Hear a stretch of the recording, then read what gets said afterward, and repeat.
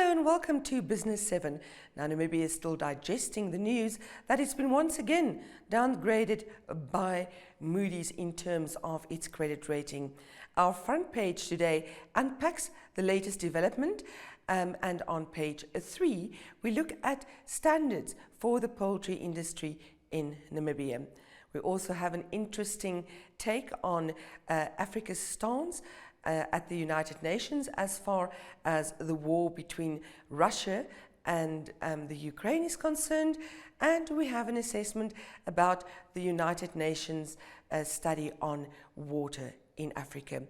In tonight's program, we will be bringing you 2 interviews. One will be with Amy Walters. She is an analyst at Ceres Capital, and she's going to talk about the Moodys issue in great depth. We also have Theo Klein from Moodys Storm.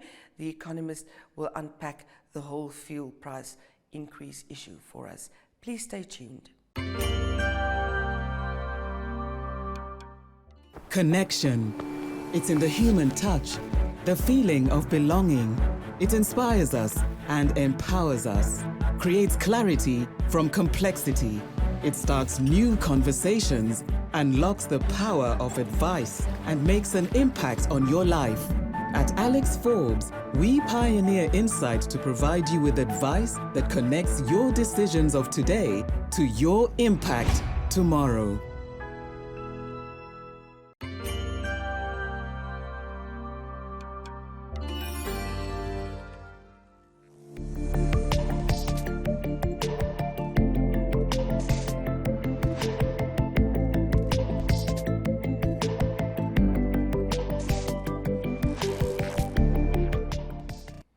It's not quite that bad yet, but it feels like deja vu when we discuss the latest fuel price increases.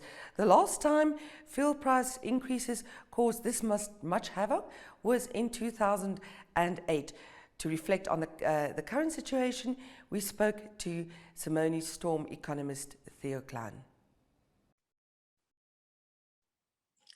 Such a privilege to have you back in the Biz 7 studio. Thank you, Theo Klein, economist from Moodys Storm. Thank you for having me, Jo Marie. Nice to be back.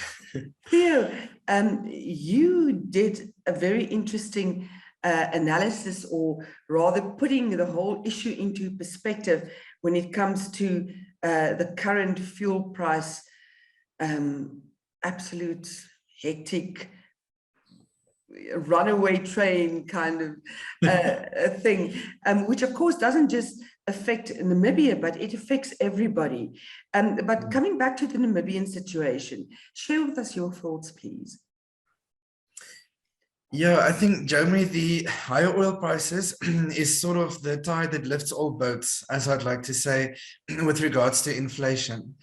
Oil is used so widely in all industries across the economy, and it obviously is for some a cost for their business, an input cost, and for others, for households, for example, we consume it to, drive our cars every day and go about our jobs and seeing families and so forth. So that's why I say it really does affect everyone across different sectors of our economy. And I think we did talk about potential geopolitical tensions between Russia and Ukraine last year. Obviously, I think not a lot of people would have foreseen a war breaking out so soon. And I think that oil price shock did sort of come as somewhat of a surprise, if I must be honest.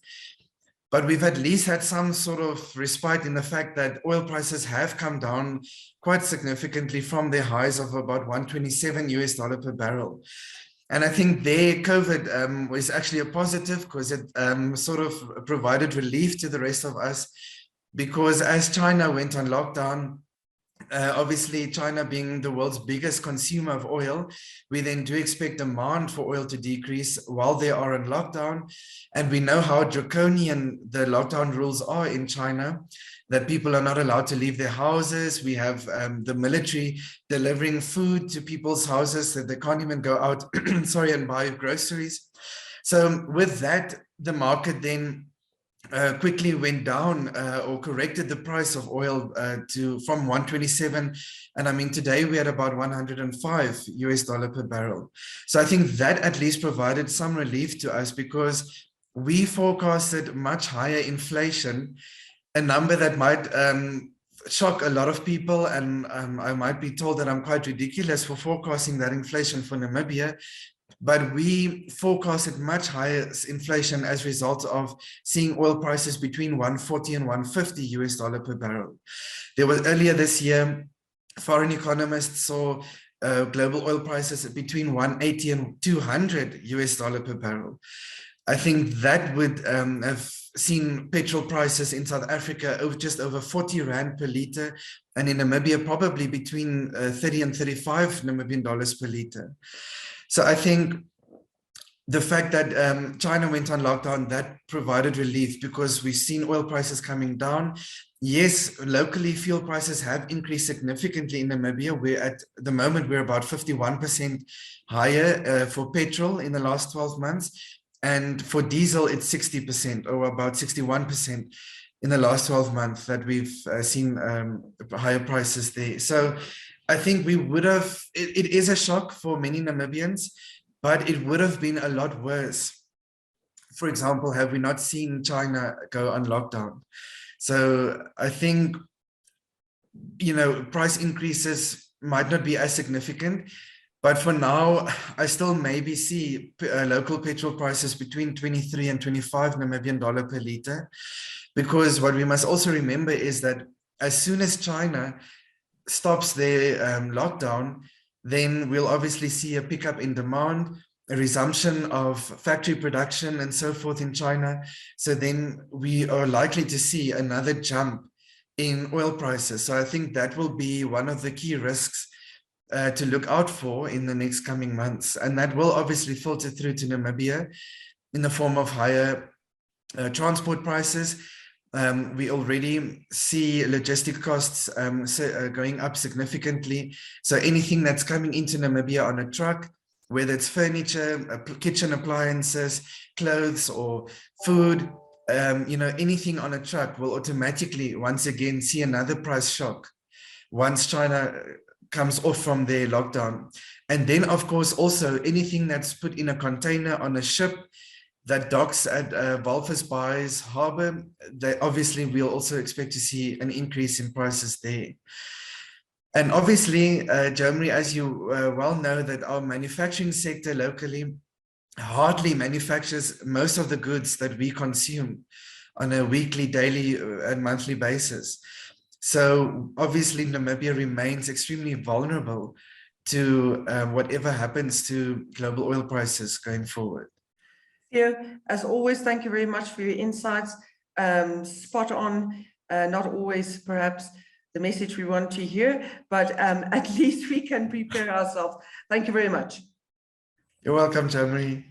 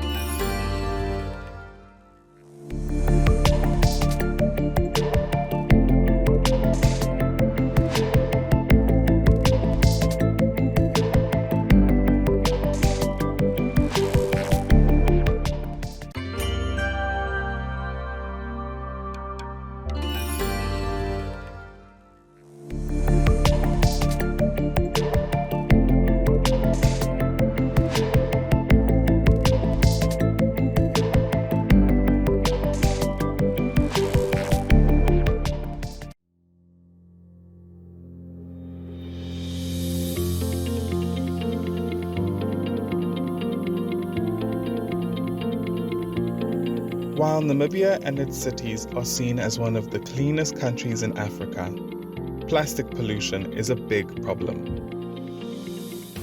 Therefore, it's up to each of us to do what we can to reduce the use of plastic, especially single-use plastic bags. At Liberty Life Namibia, we've taken the decision to turn all our old branding items into reusable shopping bags. It's a way in which we can drive sustainability and look after our most important stakeholder, our environment. If you also believe in sustainability and would like more information, please get in touch. Liberty Life Namibia. In it with you. Credit ratings are complex, even more so the reports that the credit rating agencies throw out. We spoke to Amy Walters. She is an analyst at Ceres Capital about the latest downgrade of Moodys when it came to Namibian government.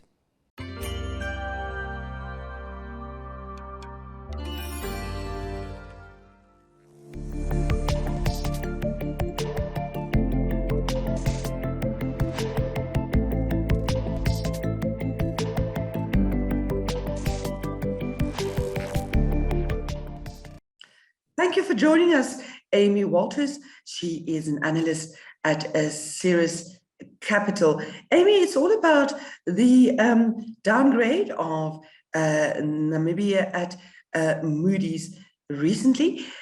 What exactly, in layman's terms, does a credit rating and a downgrade mean? Jean-Marie, before I answer that, maybe let's just take one step back as to why we have these rating agencies come to Namibia and give this overview. So it's essentially, in order for Namibia to be able to access foreign funding, we need to go to the international markets. And one of their prerequisites is we need to be rated by these agencies to give an overview of the Namibian economy so that their investors can sort of make a investment decision.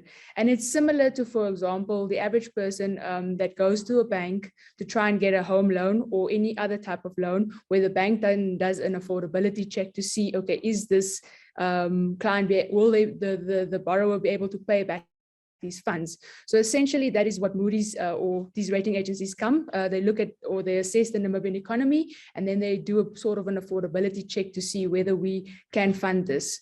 What it means essentially, or what this downgrade means for Namibia, is that our cost of funding is becoming more expensive. So with that, it's going to become more difficult sourcing international funds to be able to get from the government and in order to invest in projects if we would like to. Amy, when we talk about the cost of funding, that's interest rates?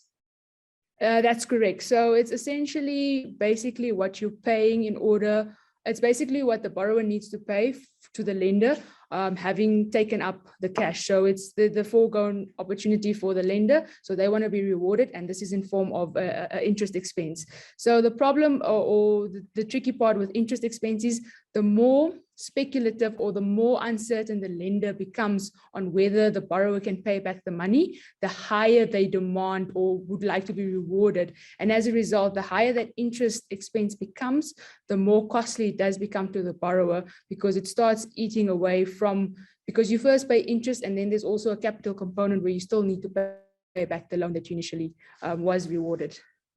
When we look at these rating agencies, it's always a rather complicated scale that they're working on for the layman's terms.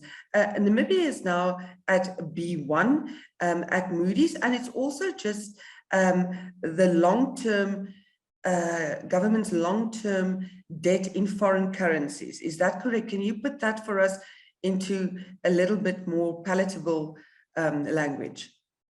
Okay, so correct. So it's essentially when Namibia, as I mentioned earlier, that if Namibia is trying to source foreign funding, they need to be able to assess what the rating is. And Moodys and Fitch and S&P, they have different scales that they use. But essentially, it all comes down in terms of how likely is the country able to pay back its debt. And they look at different metrics, including GDP growth, they look at debt stock, they look at interest expenses, and they basically assess how affordable or how, what can I use now? How these metrics measure relative to other countries and whether it is sustainable. So currently, as you mentioned, Namibia is in the highly speculative bracket now, meaning that we're closer to junk, which essentially then means that it's becoming much more risky where the Namibian government can fail to pay its debt. But it's still, the outlook, they did indicate that although they downgraded to highly speculative, the outlook is still stable because there are some upsides that they have indicated, such as they do foresee that our revenue, there is some upward potential on revenue, which is lessen the burden slightly compared to all the other negative risks that they mentioned. We turn to our interview with Amy Walters, the analyst from Ceres Capital, and she's going to have a look at Namibia's debt issue in more depth.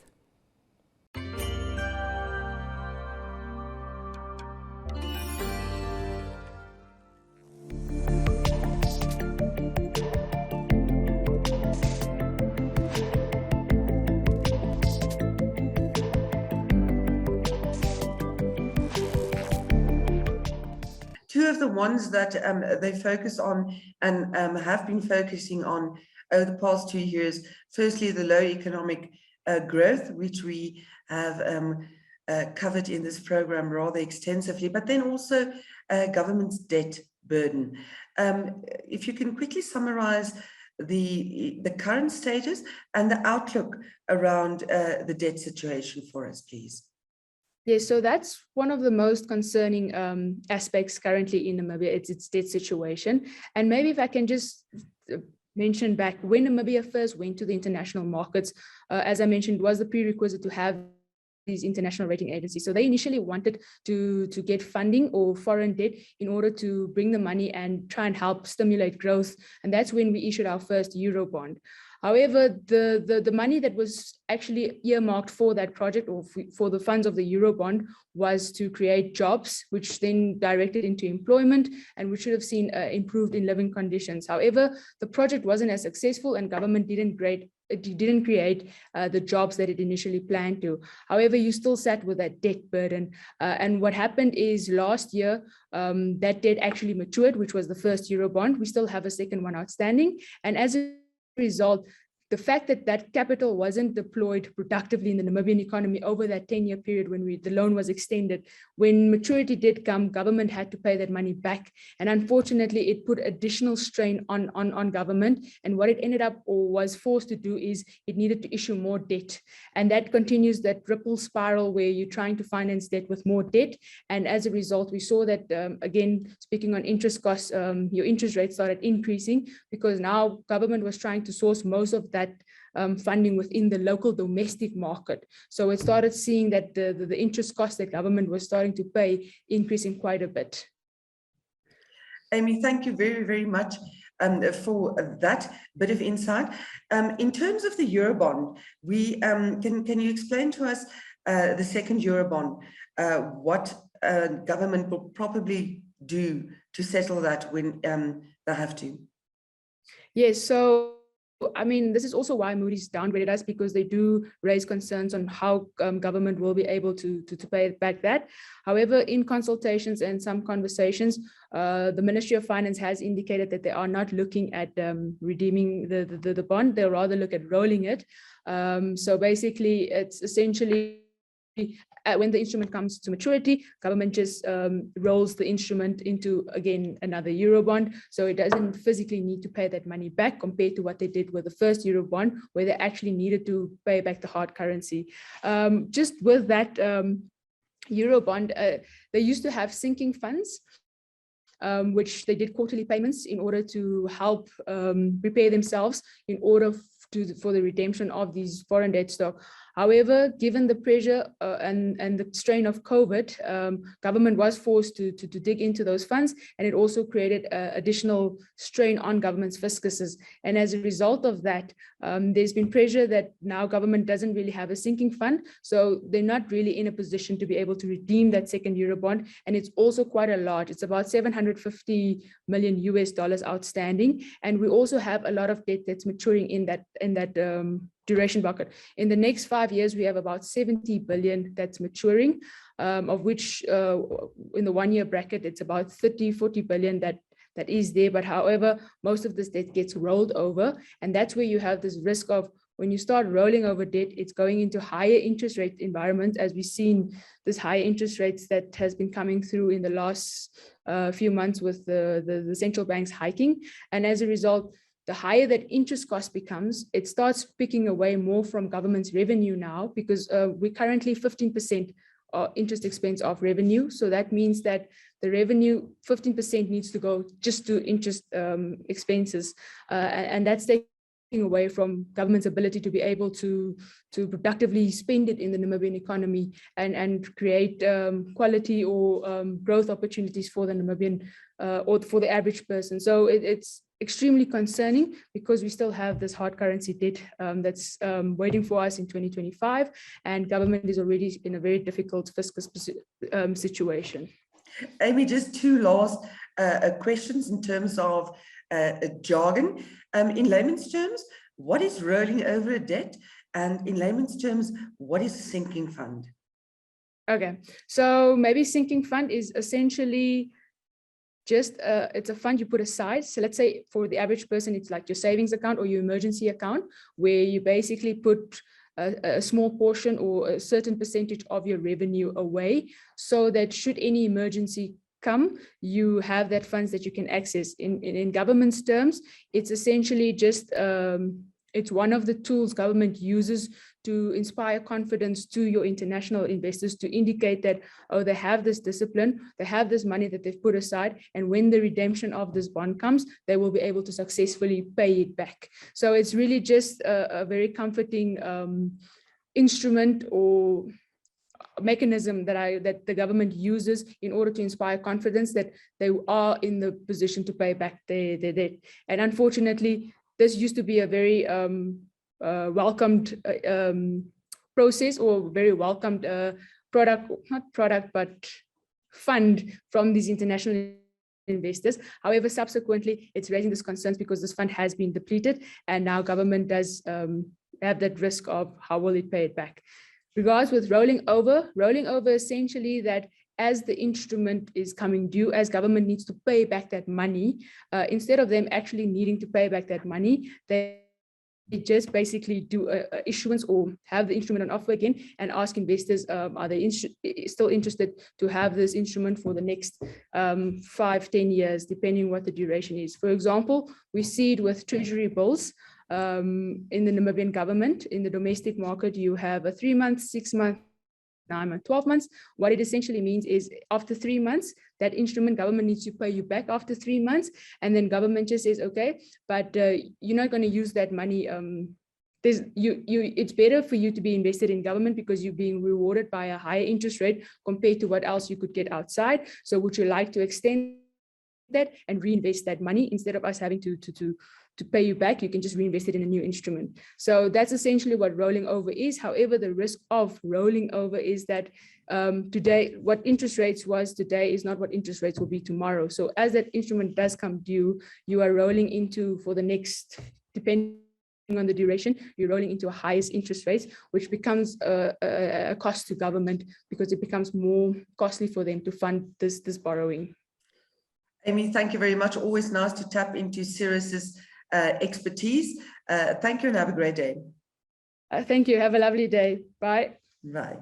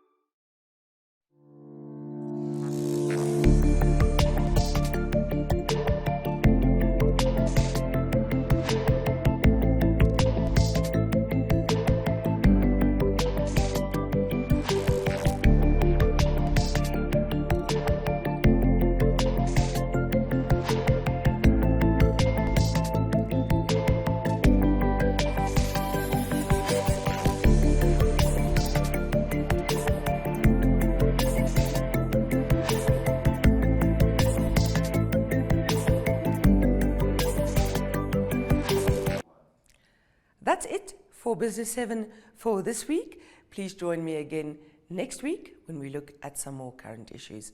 Stay well.